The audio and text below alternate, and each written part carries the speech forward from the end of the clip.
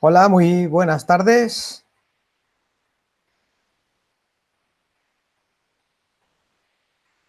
Buenas tardes, bienvenidos a la Caja de Pandora, bienvenidos a uno de los programas de desarrollo transpersonal, otro viernes más aquí con vosotros explicando algunos temas interesantes sobre el desarrollo transpersonal, eh, el autoconocimiento, la autorrealización.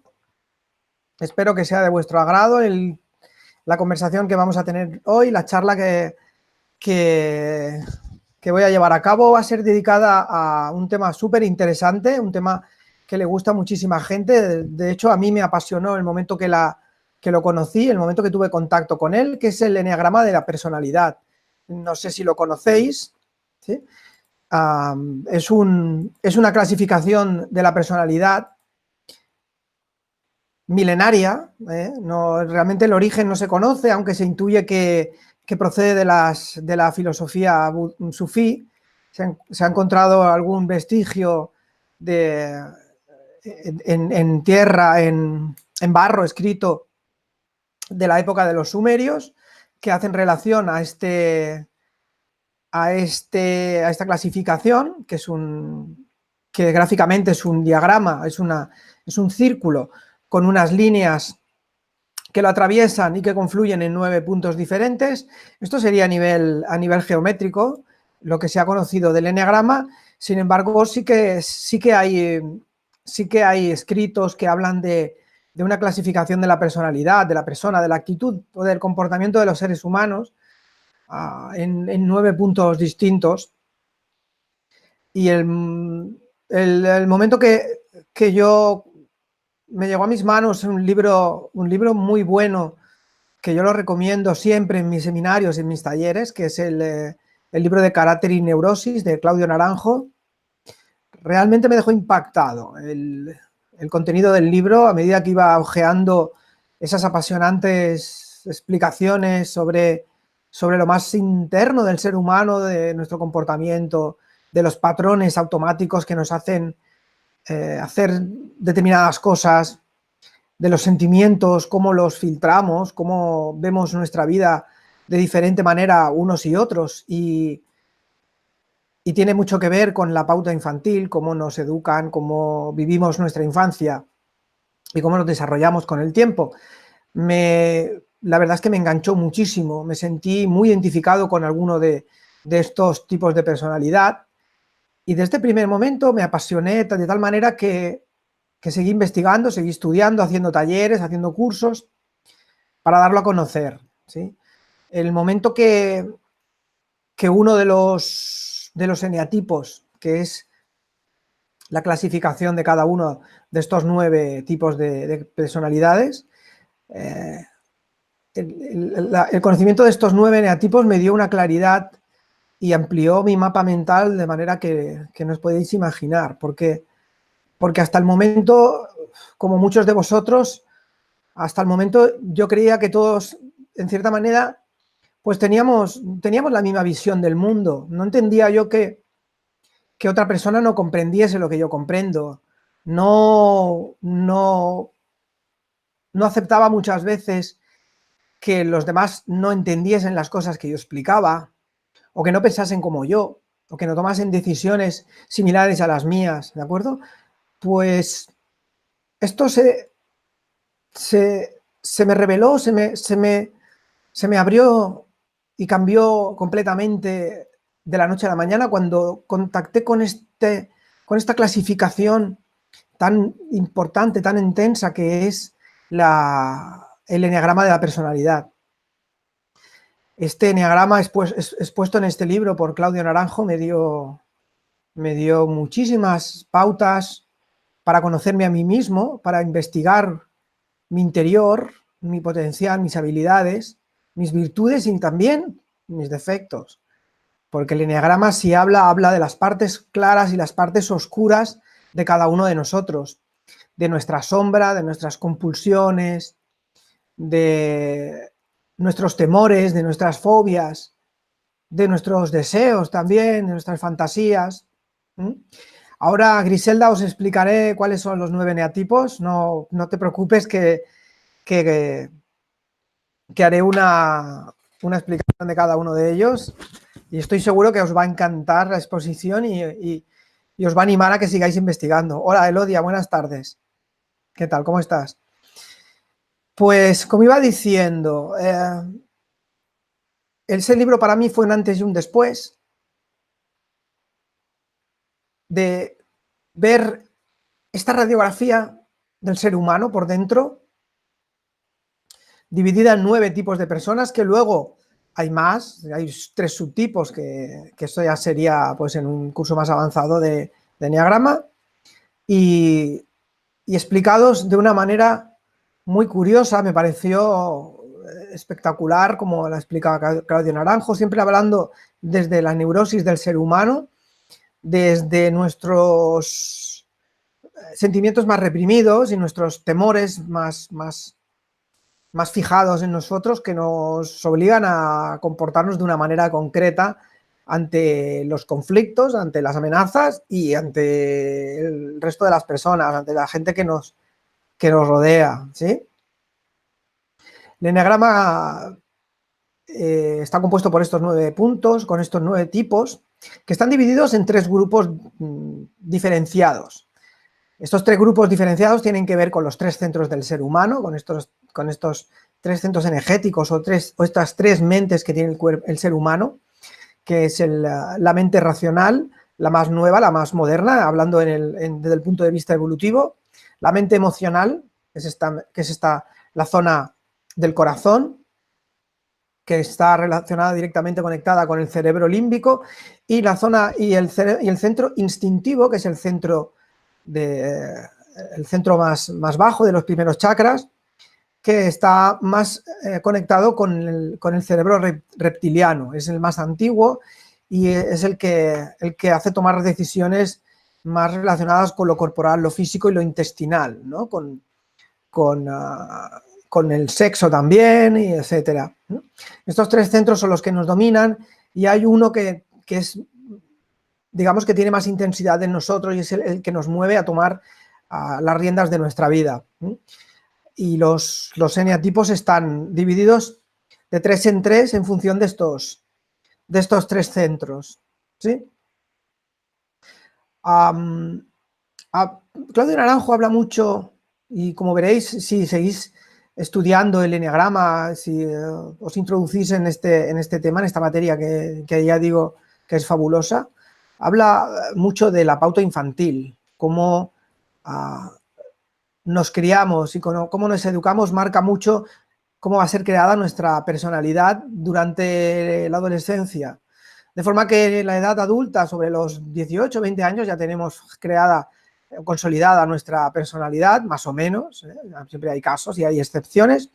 Sin embargo, la mayoría tenemos a esta edad ya la personalidad, y tenemos formado lo que decimos el ego, ¿no? Por eso le he puesto a este programa este nombre del eneagrama, entre el ego y el ser, ¿eh?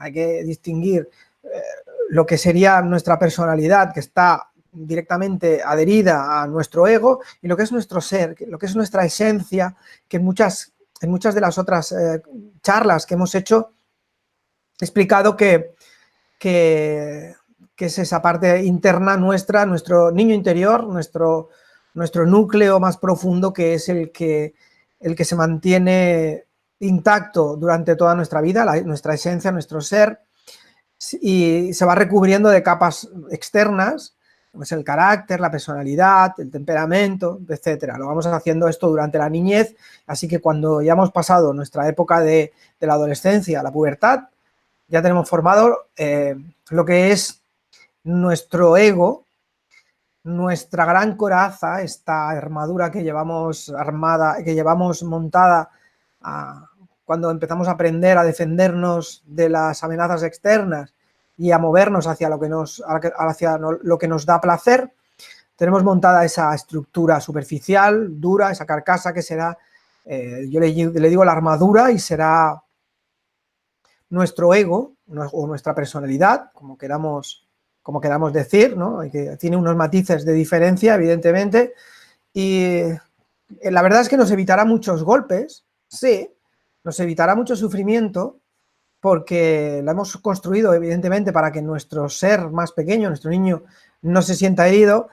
Ahora también nos va a impedir caminar con libertad y movernos con la ligereza que nos deberíamos mover. Esa gran armadura que nos pesa y que está enclaustrada encima de nosotros va a ser un poco pesada para poder tomar las riendas de nuestra vida de forma libre. Hola, María José en Málaga, un saludo desde Barcelona, y Anélida en Argentina también. Un placer que estáis escuchando esta charla.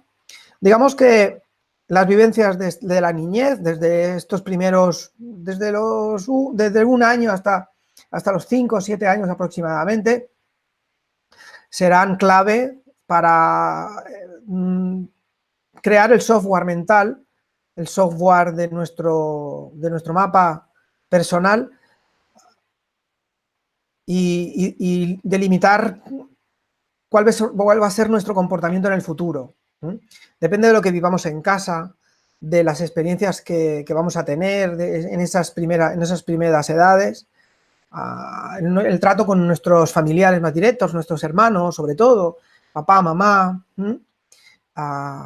los traumas que podamos recibir, los impactos emocionales, todo esto va a crear un entramado en nuestra masa neuronal, en el cerebro, que va a ser básica para que luego tengamos un patrón de conducta en concreto en el día de mañana, ¿sí?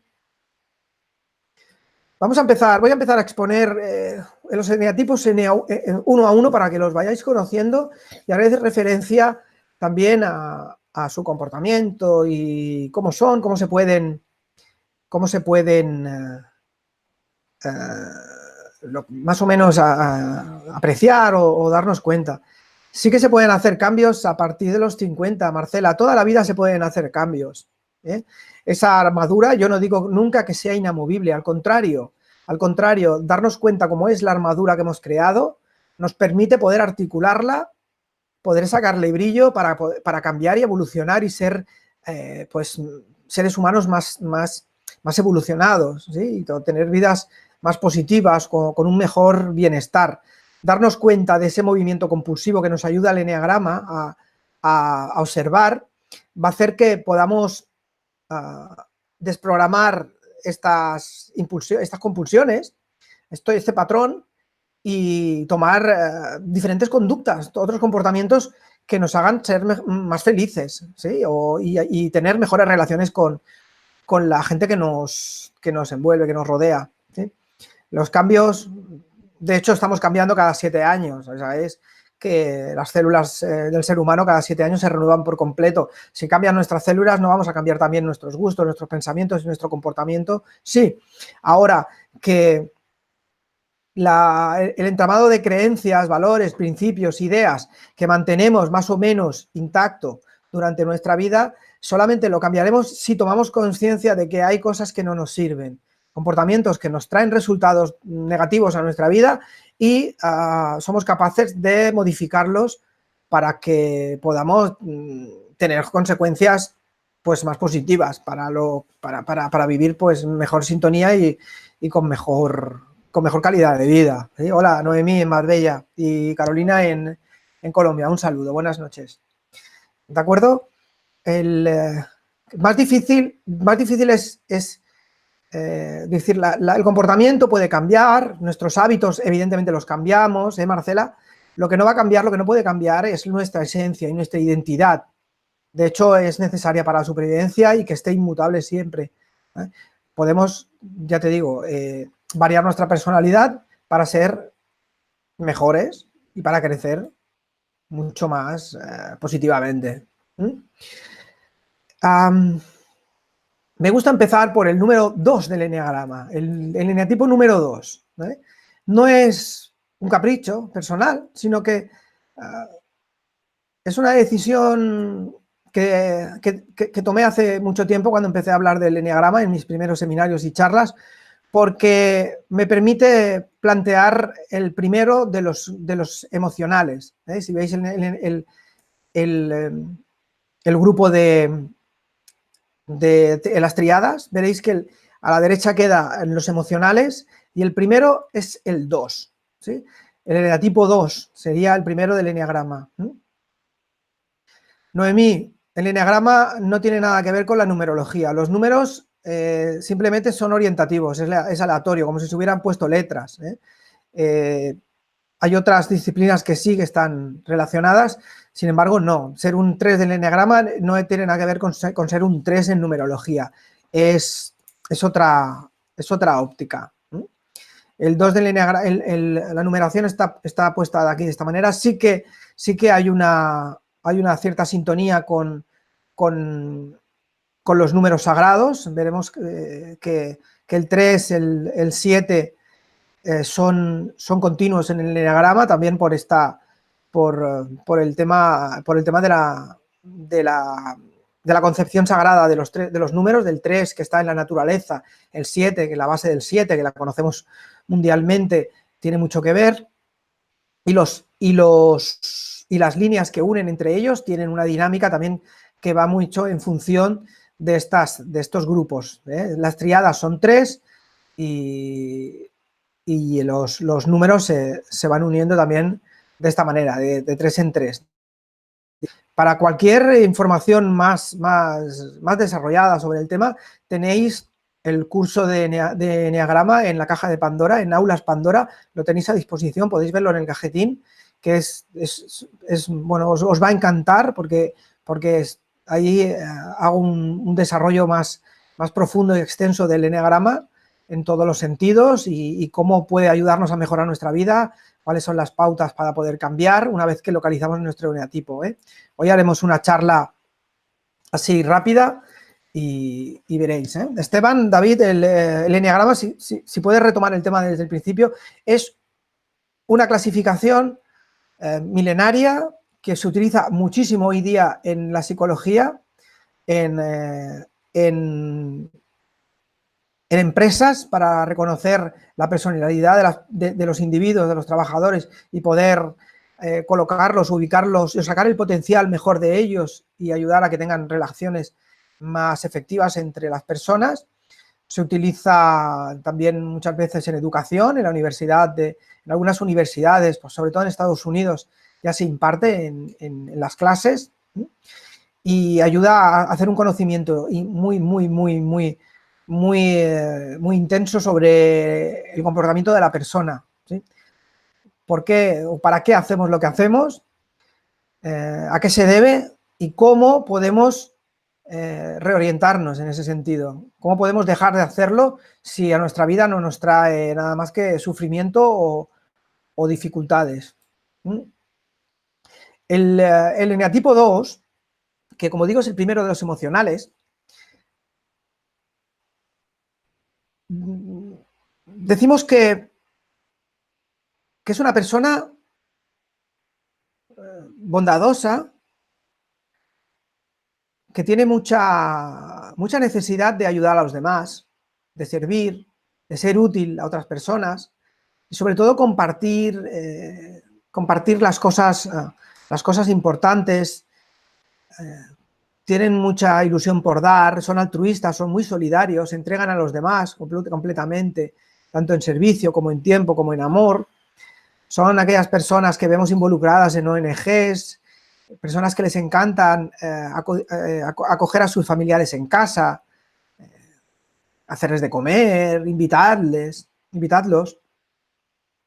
Son personas muy dadas a tener en cuenta la idea que tienen los demás de ellos.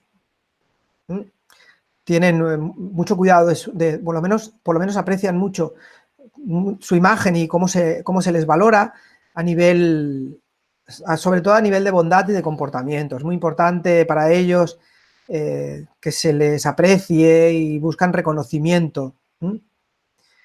El 2, como primero de los emocionales, tiene el amor como un objetivo primordial en su vida, la búsqueda del amor que en la infancia le faltó en cierto modo o no supo entender que se lo daban o lo interpretó como que era carente de ello, lo buscará toda su vida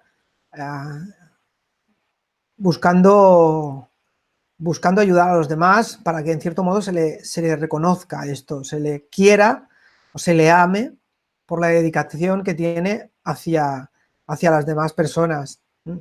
Noemí, luego si quieres al final explico cómo conocer qué enneagrama eres. Hay muchos tests en internet que podéis acceder a ellos, ¿eh? Hay varias webs que podéis, pues si ponéis test enneagrama os saldrá más de una, y hay alguna que es bastante efectiva en el tema, aunque son orientativas, y siempre explico en todos los cursos que lo mejor es que hagáis una introspección y un trabajo personal, ¿de acuerdo? Es mejor que leáis, hagáis seminarios y talleres para revelar qué eneatipo es el vuestro, qué ala tenéis, que eso también es importante, que eso lo explico en el curso, y cómo indagar más en vosotros. O sea, los test está bien como primera toma de contacto, aunque no os ciñáis completamente en ellos. Es mejor el trabajo personal continuo para verlo y saber cómo poder cambiar y cómo utilizarlo para mejorar en vuestra vida, ¿de acuerdo? Decía que el 2 es esta persona ayudadora, entregada a los demás, ¿sí? ¿Qué pasa con esta persona? Que ha tenido una distorsión interesante o importante sobre el amor en su infancia, y esto va a hacer que busque el amor ayudando a los demás, practicando el altruismo, practicando la entrega hacia los demás, y esto decimos en el enneagrama que trae su reverso, porque claro, como todo en la vida tiene sus claros y sus oscuros. Cuando hablo de la virtud hablaré, por ejemplo, que es una persona bondadosa, es la bondad o es el ayudador, decimos en el enneagrama, y sin embargo en la fijación, que es en el punto más negativo, decimos que es la persona que refleja el orgullo, ¿sí? Si nos ceñimos a los pecados capitales, decimos que los 9 eneatipos revelan un pecado capital, ¿sí? Y veremos ahora cómo van apareciendo todos ellos. En el 2 veremos el orgullo. ¿Por qué el orgullo? Porque la persona 2, esta persona que se desvive por los demás, que tiene ansia de reconocimiento y de que le digan que es una bellísima persona y una persona muy bondadosa, pues lo que va a manifestar en su vida es una falta de una clase de insatisfacción emocional, ¿sí? Va a dar mucho, va a entender que da mucho, pero que no recibe lo suficiente.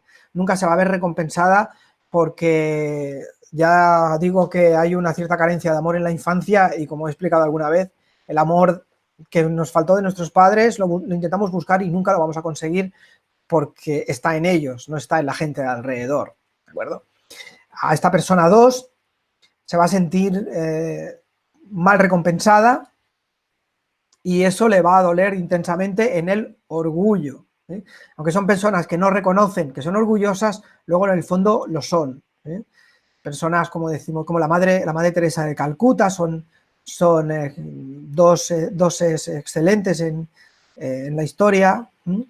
Muy dedicadas a los demás, sin embargo, con un cierto carácter duro y muy emocional, y además pues con un orgullo bastante agudo, ¿sí? Sí que doy cursos en España, Noemí. Si quieres visitar mi página web podrás estar al tanto de los seminarios y de los cursos que doy, ¿eh? Normalmente los suelo publicar, y en Facebook también, como Alberto Lozano Higueras me localizarás y verás todos los eventos que voy publicando y que voy programando. Este 2, que seguro que os identificáis más de uno o de una con él, es muy popular, ¿eh? Lo encontramos continuamente. Suelen ser, además, estadísticamente hay más mujeres doses que hombres, ¿eh? Y son este tipo de personas que el motor de su vida es el amor, la búsqueda del amor intensamente, es lo que mueve el mundo, y va a ser su meta principal, aunque va a sentir que no lo va a encontrar nunca, y va a tener una satisfacción emocional bastante intensa, ¿de acuerdo? El 3 sería el segundo de los emocionales, que decimos que es el que está en el centro y es el neutral, si digo que el 2 tiene una exageración, un hiperdesarrollo del sentimiento amoroso y lo demuestra a todas horas, son cariñosos, abrazan a los demás, son efusivos. El 3, siendo la cúspide de los emocionales, va a tener neutralizado el tema del amor, de la expresión del amor. También son fruto de un problema en la infancia relacionado con el amor, ¿sí? No se les, o no entendieron que no se les amaba por lo que eran, sino más bien por lo que hacían, por lo que conseguían, y eso va a hacer que el 3 se dedique el resto de su vida a conseguir logros y éxitos para de esta manera sentirse querido y sentirse amado. Así que el 3 será una persona triunfadora, una persona muy enfocada hacia lo productivo, hacia el triunfo, y que va a dejar un poquito más de lado el tema emocional para no perder su foco en eso.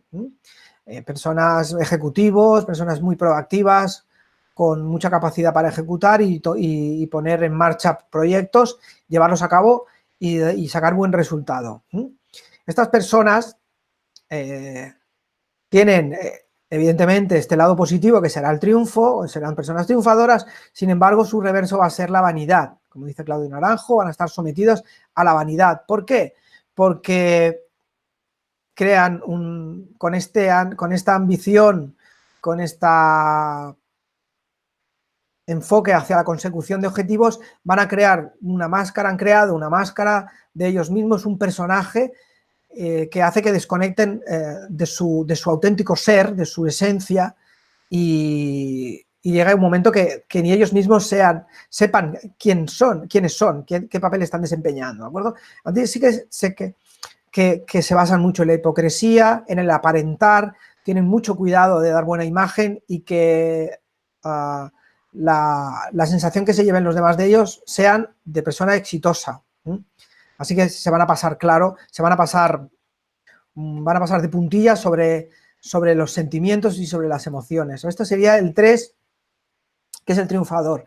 Un 4 del enneagrama, que es el último de los emocionales, sería el tercero de los emocionales, será muy distinto, por ejemplo, al 2. Si decía que el 2 era la extrema manifestación del amor, el 4 va a ser también un problema, un conflicto relacionado con el amor, pero más hacia adentro, ¿sí? Más hacia sí mismo.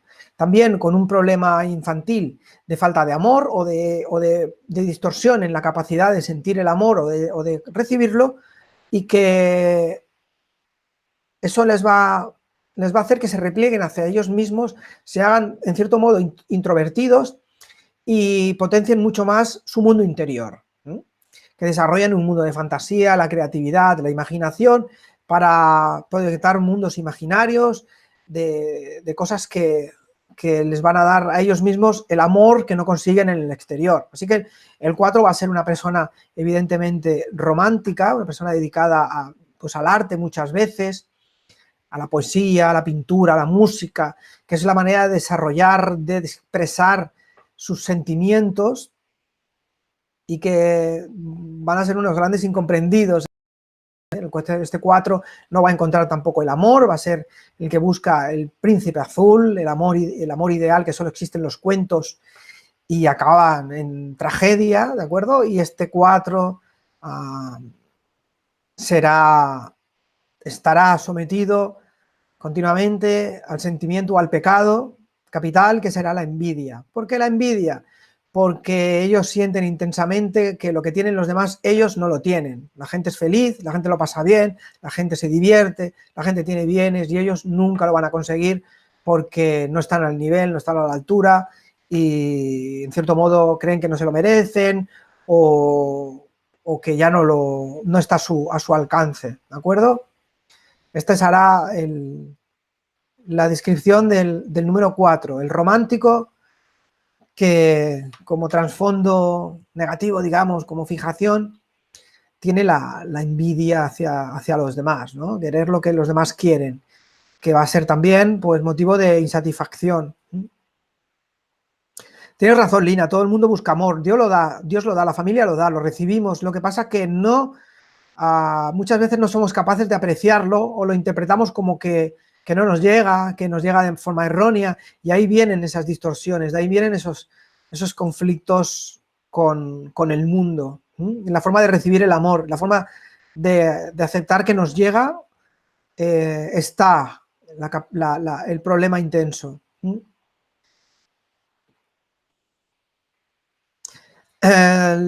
Vamos con el número 5, ¿sí? El 5 ya es el primero de los mentales, de los racionales, de los que decimos que tienen su motor en la zona más mental, ¿sí? de la inteligencia, aunque no necesariamente tiene por qué ser su parte más potenciada, quiere decir, no un 2 va a ser menos inteligente que un 5, ¿no?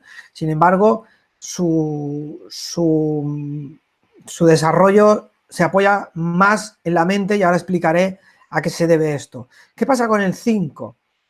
El 5 quizá fue una persona, un niño que sintió que no tenía garantizada su seguridad personal en casa, la familia, por motivos varios. Puede ser que tuviese invadido su zona privada, su zona personal, y no pudiese estar tranquilo en intimidad. Pudiera ser que fuera una familia inestable, con muchos movimientos, familias desestructuradas,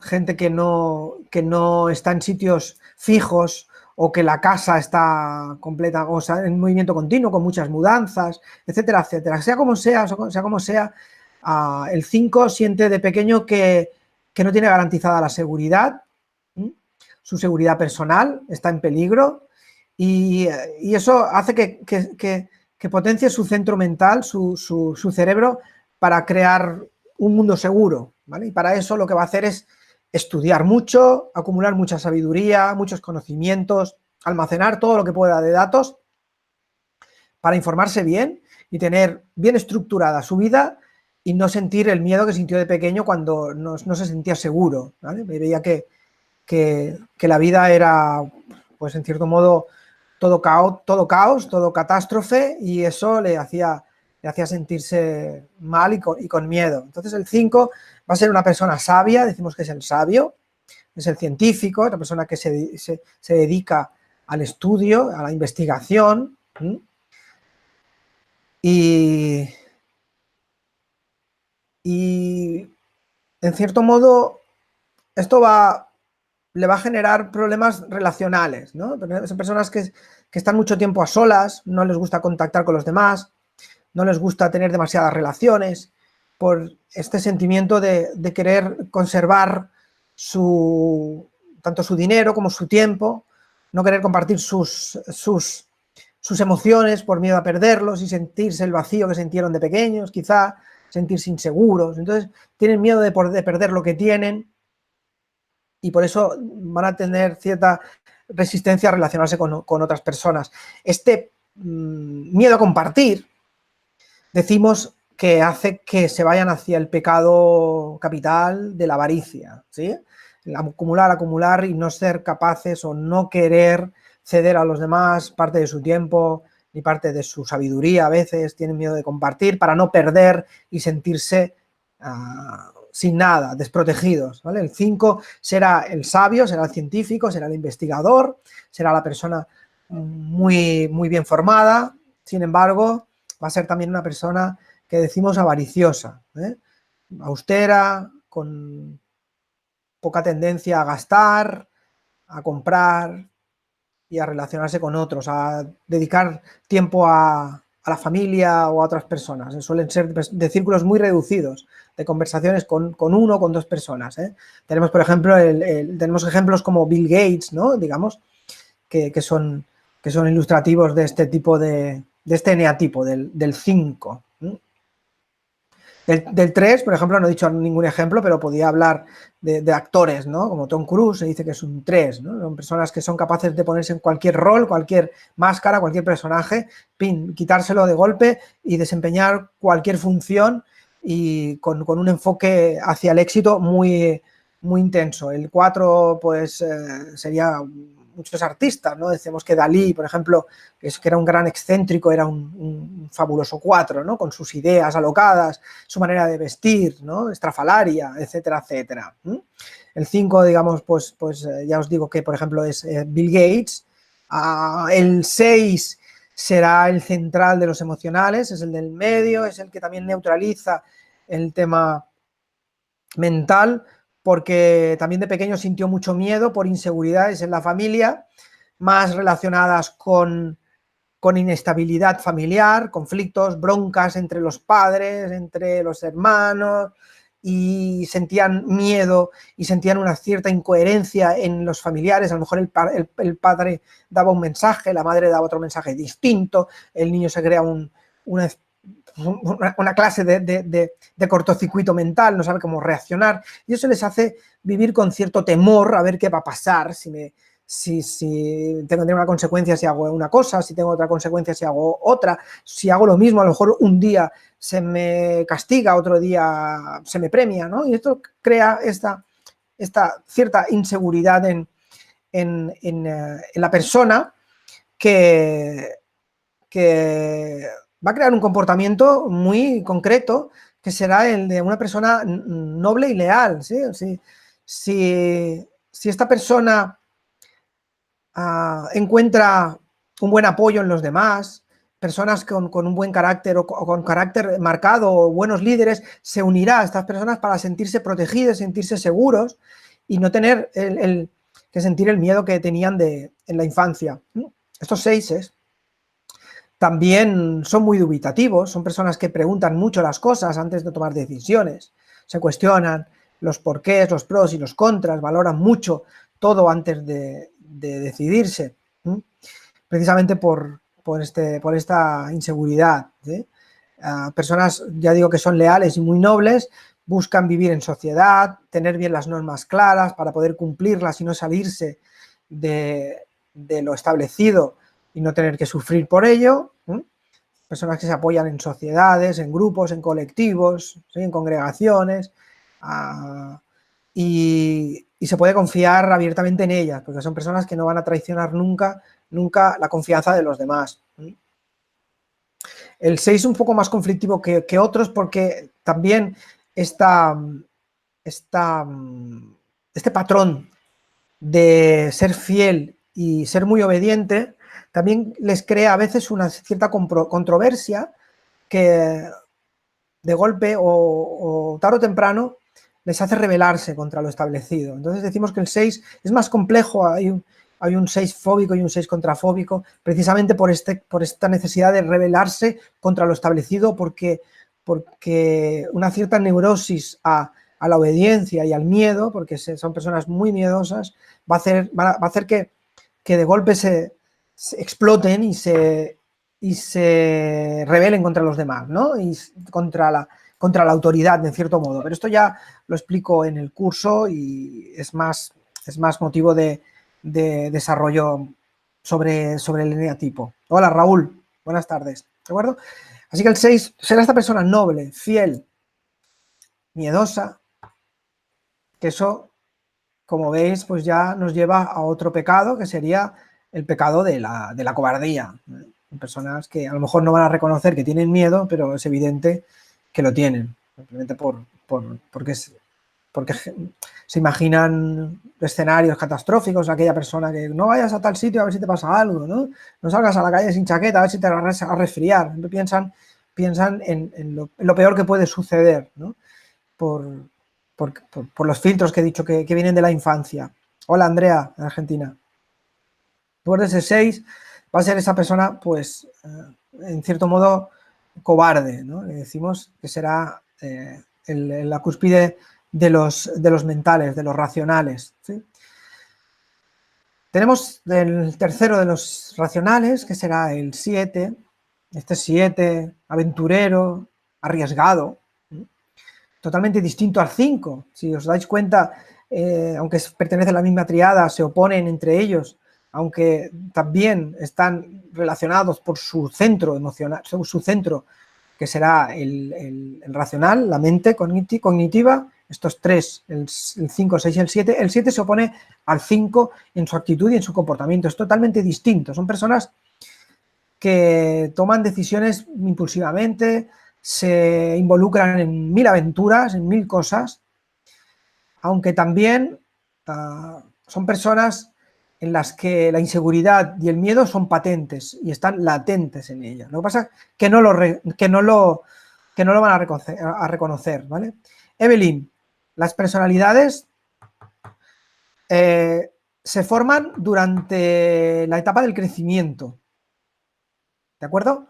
La información que nos llega de forma heredada, de forma de aprendizaje y de forma adquirida cuando somos pequeñitos de las creencias que nos vienen de los demás, ¿vale? A partir de ahí se va forjando lo que he dicho al principio, que es esa armadura que sería nuestra personalidad, que entre los 14 y los 16 años queda prácticamente conformada y a los 20, en la edad adulto, ya la utilizamos para conseguir lo que necesitamos en la vida, para salir del dolor y para ir al placer continuamente, ¿vale? Para rechazar lo que no queremos, perdón, para rechazar lo que no queremos y para conseguir lo que queremos o lo que necesitamos, ¿vale? Vamos a utilizar continuamente. Este ego es el recurso, esa estrategia que nos va a generar algunas estrategias para que consigamos lo que necesitamos en nuestra vida, ¿sí? Ahora, claro, esta armadura, esta carcasa, si es inmóvil y si es rígida, no nos va a permitir movernos, ni ser libres, ni a veces darnos cuenta hacia dónde vamos, ¿no? O no poder avanzar en nuestra vida. Entonces, la idea del eneagrama es conocer cómo hemos forjado esta personalidad, ¿sí? Darnos cuenta cómo está hoy y qué podemos hacer para mejorarla, para cambiarla y articularla, irnos hacia otros eneatipos que son nuestras virtudes, que las tenemos desde pequeños también y no nos hemos permitido desarrollarlas por limitaciones, por represión, por lo que sea, ¿de acuerdo? Así que encontrar el eneatipo, encontrarnos ahí, vernos ahí, cómo estamos y poder modificar este patrón inconsciente que son lo que decimos piloto automático, que lo hacemos cada día, no nos damos cuenta, pero nos trae esos resultados que no queremos, es lo básico para poder evolucionar y crecer y ser mejores cada día, encontrar la excelencia en nuestro comportamiento. Hola, Peti, en Argentina. Buenas tardes. Y vamos con el 7. El 7 también sentirá inseguridad de pequeño en casa, quizá porque sus papás no están en casa, los dejan muchos tiempos solos, les desatienden, ¿sí? Trabajan mucho los padres, están con otros familiares y sienten, pues, que se les dedica poco tiempo. Entonces, lo que van a buscar el día de mañana es la compañía, sentirse acompañados por otros, probar sensaciones nuevas, probarlo todo, entrar en 20.000 desafíos y retos para no sentir ese vacío y esa soledad de cuando eran pequeños, ¿sí? Son personas que les va a costar mucho estar con ellos mismos, estar en quietud e investigar hacia su interior porque se sintieron mal cuando eran pequeños con su propia, digamos, soledad, como he dicho antes, su propia situación de desamparo, ¿no? que notan de pequeños, ¿sí? Entonces, ¿qué van a hacer? Lo contrario, se van a dedicar a los de fuera, a quedar con mucha gente, a tener una vida social muy extensa, a hacer cosas, cursos, formaciones, que a lo mejor no los van a acabar, van a acumularlas, pero para sentirse vivos y en movimiento. Este 7 será una persona muy, muy sociable, con mucho don de gentes, con chistosos muchas veces, graciosos, ¿eh? ¿Y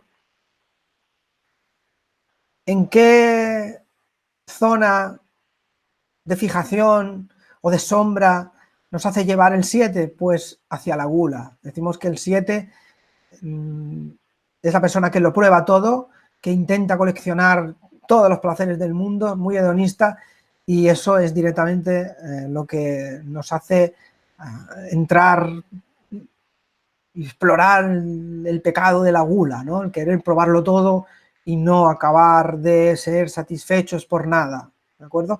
Esto será esta persona que se involucra en 1000 cosas a la vez, en muchas citas, en muchos compromisos, sin embargo, no, llega no consigue llevar a término muchos de ellos, ¿no? El vendedor, a veces el charlatán, en cierto modo. Decimos que un gran comercial es un 7 porque sabe vender lo que sea, y que lo compren los demás, es un seductor, y un aventurero. En el enagrama decimos que el 7 es un aventurero o desafiador, hay un aventurero, perdón, y la sombra, lo que es la fijación interna, que no lo van a querer reconocer, por cierto, va a ser el de la gula. Cuando digo que no lo reconocen, no reconocemos ningún eneatipo, no queremos reconocer esa parte oculta, esa sombra. Si lo tomáramos conciencia es cuando, como dije en el tema del inconsciente, es cuando se disipa y cuando empiezan los cambios auténticos, cuando somos conscientes de nuestra parte negativa, de nuestra sombra que tenemos reprimida y no queremos verla. Cuando la reconocemos es cuando empezamos a cambiar y nos vamos hacia nuestra virtud, hacia la parte blanca de nuestra personalidad, lo que realmente nos va a hacer ser mejores, ¿de acuerdo? Después del 7 tenemos encontrando el tipo, encontramos las virtudes y los dones. Claro que sí, Martí. Cada eneatipo tiene su catálogo de virtudes y no digo defectos, sino de partes menos desarrolladas, de sombras. Y cuando conozcas el eneatipo te darás cuenta que van a resonar en ti muchas de estas virtudes y de estas capacidades o falta de capacidad o falta de habilidades, ¿no? Y verás cómo las puedes potenciar, desarrollar y mejorarlas. El 8 será este primer eneatipo de los viscerales o instintivos que he dicho al principio, que tienen más en cuenta su centro base, sus primeros chakras, es más relacionado con el sexo y con lo instintivo, con lo visceral también, la parte más digestiva y reproductiva,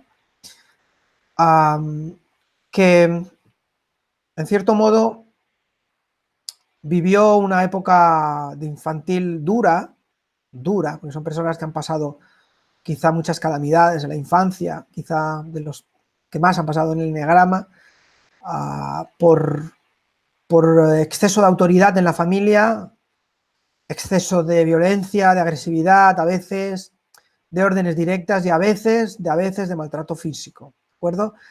Los 8 han sufrido una falta de libertad personal, han sufrido falta de autonomía por la represión de sus padres o de familiares directos. ¿Qué pasa con estas personas? Que el hecho de sentir privadas su propia toma de decisiones y su autonomía en casa, esa falta de libertad, hará que cuando creen su personalidad, su objetivo principal va a ser el no volver a sentir ese dolor, ese sufrimiento, y para eso van a aplicar su, en cierto modo, autoridad sobre los demás. ¿Ok? Si mandaron sobre ellos, ellos van a intentar mandar sobre los demás para que nunca más vuelva a suceder que los obligaron a hacer cosas que no querían y a que no pudieran decidir por ellos mismos, ¿vale? Así que el 8 va a ser lo que decimos en el diagrama del desafiador, el jefe, que va a ostentar la autoridad, va a ostentar la fuerza, el poder.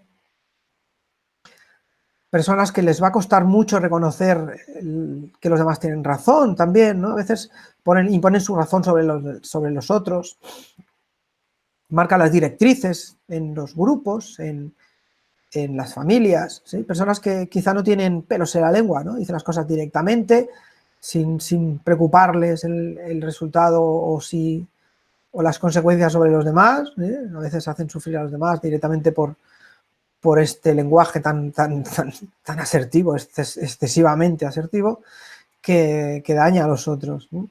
Pero son personas que toman decisiones rápidas, con determinación y que tiran hacia adelante pues muchos proyectos también, aunque en cierto modo son intolerantes, son poderosos y tienen mucha fuerza de voluntad.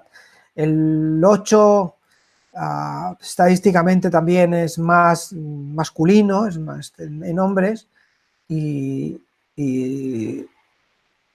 bueno, ¿qué nos va a transmitir el 8 a nivel más pasional o de fijación personal? Pues que va a ser una persona lujuriosa, ¿no? Decimos que en el pecado capital del 8 será la lujuria, porque son personas que no se van a privar de culminar sus placeres, ya que de pequeño no lo pudieron hacer, se les privó de todo esto, pues de mayores no lo van a permitir que nadie les arrebate pues la culminación de sus propios placeres. Es decir, lo quiero aquí y ahora, no puedo esperar, lo tomo y fuera, ¿sí? Sin preocuparme si voy a dañar a los demás. Y de ahí nace el sentimiento o la fijación de la lujuria, ¿sí? Nos damos cuenta, ¿no? Cómo va funcionando el eneagrama. Es un círculo dinámico, no quiere decir que estemos enclavados determinadamente en uno de ellos, podemos movernos y además seguramente hemos pasado en etapas de nuestra vida por varios, aunque hay uno que es el que más domina en nosotros, que es donde más estamos enclavados y es el que tenemos que darnos cuenta que nos tiene ahí limitados, en cierto modo, y podemos movernos alrededor del eneagrama, aportar cosas de uno, de otro, sobre todo los que tenemos colindantes y poder ir hacia nuestra virtud, que es el que marca nuestra línea de orientación, el de la línea de integración, bueno, que eso ya se explica, lo explico en el curso. Para los que queráis acceder a el curso, os recuerdo que está en Aulas Pandora, podéis acceder a él, es económico el curso y además os va a ayudar mucho a vuestro autoconocimiento y al desarrollo personal y para mejorar vuestras relaciones, la relación con vosotros mismos y para la toma de decisiones, ¿de acuerdo? Sigamos ahora con el 9, que será el central de los viscerales, de los instintivos, este número 9 que son unas personas súper pacíficas, personas bonachonas, con buenos sentimientos, que no les gusta el conflicto, no quieren pelearse con los demás, son excelentes mediadores, ayudan a poner paz en la gente, ¿sí? Podría ser que en su familia se sintieron abandonados, ¿sí? Se sintieron, como decimos por aquí, dejados de la mano de Dios, ¿sí? Y esto les dio bastante capacidad para potenciar este centro instintivo, este centro visceral, para que ellos mismos digamos que se den esa autonomía, esa alimentación que les faltó o el cuidado familiar que les faltó, que se lo den ellos mismos con la autocomplacencia, con una cierta confianza en sí mismo o confianza en el mundo, en la naturaleza, ¿no? Aquello que decimos que el universo proveerá, ellos confían en que todo se viene dado, porque eso lo experimentaron de pequeños así, a lo mejor eran hijos de familias muy numerosas que recibían poca atención, poca alimentación, poco cuidado y tuvieron que confiar en los elementos de la naturaleza en cierta medida, y de ahí viene ese carácter más indolente, tranquilo, pacífico. Ya digo que su característica será la de la tranquilidad, la paciencia, la relajación. Son personas que transmiten también a los demás este carácter bonachón y complaciente, intentan no tener conflictos, no discutir, ¿sí? Quizá muchas veces ignoran sus necesidades y confluyen con las necesidades de los demás, y también, como le pasa al 2, intenta ayudar a los otros para que esté todo el mundo en paz y tranquilos y vivir en armonía, ¿sí? Y si habéis deducido el pecado que esta persona trae consigo con ese comportamiento de cierta dejadez y abandono, pues va a ser el de la pereza. Evidentemente, personas con una cierta lentitud de movimientos, ¿no? Y de pensamiento a veces, y que procrastinan mucho, dejan las cosas para más adelante, no sienten la necesidad de hacerlo todo en el momento y lo dejan estar, y esa pereza, que no tiene por qué ser física, puede ser, ya digo, mental o emocional o de otro ámbito, va a ser esta gran fijación que tienen los números 9, el eneatipo 9, que es el gran pacificador del eneagrama, ¿sí? Todos conocemos este tipo de personas, ¿no? Bueno, no hay que preocuparse, todo se arreglará, ¿sí? De cierto modo son personas positivas, aunque a veces un poquito, se hace un poco las víctimas también, ¿no? Por este sentimiento de dejadez, de abandono. Al 9 es el pacificador, y ahora vamos a por el 1, que sería el último, y es el primero en numeración, pero el último en el eneagrama, y es el último también de los viscerales, de los instintivos. Este 1 perfeccionista, que perseguirá siempre la corrección en todo, lo moral, lo legítimo, lo legal, lo bien hecho, lo bien formado, ¿sí? Esta persona que busca el orden, busca la limpieza a veces, la higiene,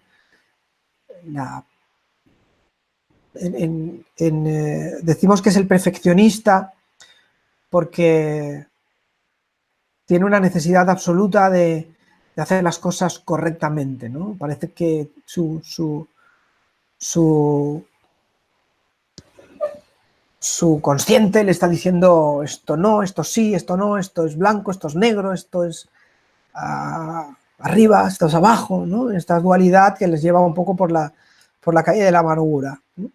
El 1, para formar esta personalidad, tuvo que sufrir también una intensa autoridad por parte de sus padres, parecido a lo que le pasó al 8, pero más en el sentido de la rectitud moral, ¿de acuerdo? Ya no tanto en la agresividad o en padres violentos y chabacanos o groseros a veces, sino más en personas muy formadas con unos valores muy bien, muy rígidos y muy bien delimitados, que eso se lo van a transmitir a sus hijos en la infancia, al eneatipo 9, al eneatipo 1, perdón, al tipo 1, en modo de disciplina, ¿sí?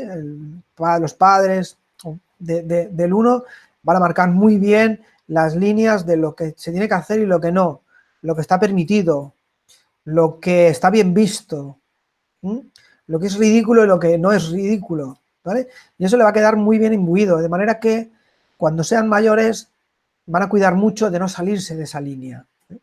Pueden ser personas, por ejemplo, los educadores o jueces son ideales para uno, porque tienen un sentido de la justicia muy acentuado y les ayuda a mantenerse en esa línea. Los educadores, profesores, porque ayudan a que los demás puedan aprender correctamente, y ellos también suelen corregir a los demás, no pueden muchas veces pasar por alto las faltas de ortografía de otros, y esto sería el 1 a nivel perfeccionista, de uno con un sentido de la legalidad absolutamente marcado, ¿vale? En cierto modo es una rigidez, una falta de flexibilidad que les va a traer problemas y conflictos con ellos mismos, muchas veces por la autoexigencia, por la búsqueda de la autoperfección que nunca se consigue, ¿no? Por mucho que hagamos las cosas bien, nunca acaban de ser perfectas del todo, y esto es una continua insatisfacción, ¿de acuerdo? Es interesante conocer el 1 en su interior porque van a acumular mucha ira, así como el 8 es capaz de expresar la rabia, el 1 no lo va a hacer precisamente por esa represión de lo correcto y lo incorrecto, ¿vale? Demostrar el enfado no está bien, no es socialmente aceptado, y me lo guardo, y van a tener una acumulación de ira y de rabia bastante intensa. Y este será el pecado que decimos capital del número 1, perdón, ¿de acuerdo? Así que ya tenemos el panorama de los eneatipos tal como lo conocemos, ¿eh? Ha sido muy rápido, ha sido muy somero, he intentado explicaros las cualidades más importantes, los defectos, que no me gusta decirle defectos, ¿no? Pero las partes más sesgadas de la persona, en cierto modo, para que también nos ayude. Seguro que os habéis identificado con más de uno de ellos, es normal. Ya os he dicho que transitamos por varios durante toda nuestra vida, depende de las circunstancias, de las experiencias que vivimos, etcétera, etcétera. Aún así, hay uno que es el que os define como personas, como seres humanos, y está bien conocerlo precisamente porque conocerlo, trabajarlo, mimarlo, ponerle luz, será nuestro crecimiento, será nuestra transformación, nos ayudará a incorporar virtudes de los demás y a dejar atrás las incoherencias, las incongruencias y el piloto automático que dije al principio que nos persigue. El hago y tengo este resultado, hago y tengo este resultado que no me gusta. ¿Cómo puedo cambiar lo que hago? Muchas veces, y la mayoría de veces, y lo digo porque mi experiencia con el eneagrama así me lo ha demostrado, el conocer mis puntos débiles de mi personalidad y mis puntos fuertes me ha permitido crecer y llegar a hacer lo que hago y a estar donde estoy gracias a este autoconocimiento y este gran punto de autotransformación, ¿sí? El eneagrama forma parte de la formación en desarrollo transpersonal, se utiliza en psicología transpersonal, tenemos grandes maestros como Gurdjieff, el creador del Cuarto Camino, que ya utilizaba el eneagrama, quizá no con la exposición que he hecho yo, bastante distinto, aunque sí tenía muchos matices similares. Claudio Naranjo, Hudson, Ellen Palmer, muchísimos profesionales que utilizan el eneagrama en sus cursos, en sus seminarios, y para ellos ha sido una gran revelación, como ha sido también para mí y para muchos de mis alumnos y muchos de mis clientes, ¿sí? Reconocer el eneatipo nos permite reconocer nuestras fortalezas y debilidades para lograr un equilibrio. Saludos a todos y gracias por compartir. Muy buena síntesis, Milagros, gracias por compartir, estoy de acuerdo contigo. Encontrar ese punto de centramiento entre las virtudes de todos los eneatipos que están cercanos al nuestro es la auténtica, no iluminación, pero sí el auténtico encuentro con la paz interior y con el equilibrio, como dice Milagros, ¿eh? Bueno, pues espero que os haya ayudado, espero que os guste. Hay muchísimo más detrás de todo esto. No dejéis de estudiar, de profundizar, porque os va a encantar y os va a apasionar, como lo hizo conmigo hace ya 12 años que lo exploré, y desde entonces no he querido desprenderme de él y lo utilizo, ya digo, en mis técnicas, en mis charlas, en mis seminarios. Me parece genial para ponerle luz a nuestra actitud, nuestro comportamiento, nuestra manera de ser, y ayudar a comprender al otro, a ayudar a que el otro también nos comprenda y a tener esas relaciones satisfactorias que nosotros perseguimos continuamente, buscar el amor, buscar la paz interior, buscar la abundancia, la prosperidad, la felicidad en el trabajo también, ¿sí? Y para esto el eneagrama es hoy día esencial. Os recuerdo que podéis encontrar mi curso de eneagrama en Aulas Pandora. Aquí tenéis debajo del cajetín la referencia, el link para que queráis formaros en esto. Y gracias por vuestra atención, otra semana más. Ha sido todo un placer. Si os ha gustado el programa, os agradeceré que marquéis el like, un me gusta y compartirlo con gente que creáis a las que les puede interesar, ¿sí? Un abrazo a todos. Gracias, Pati, Ángela y Andrea Luz, Sol Pérez desde Andorra. Y nada más, me despido hasta la semana que viene. Gracias, Noemí, por tu agradecimiento también. Con otro tema, pues, apasionante también, del desarrollo transpersonal, el autoconocimiento y la autorrealización personal.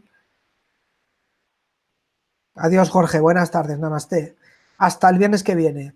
Un abrazo de luz y buen fin de semana, mucho éxito y mucha felicidad a todos. Chao.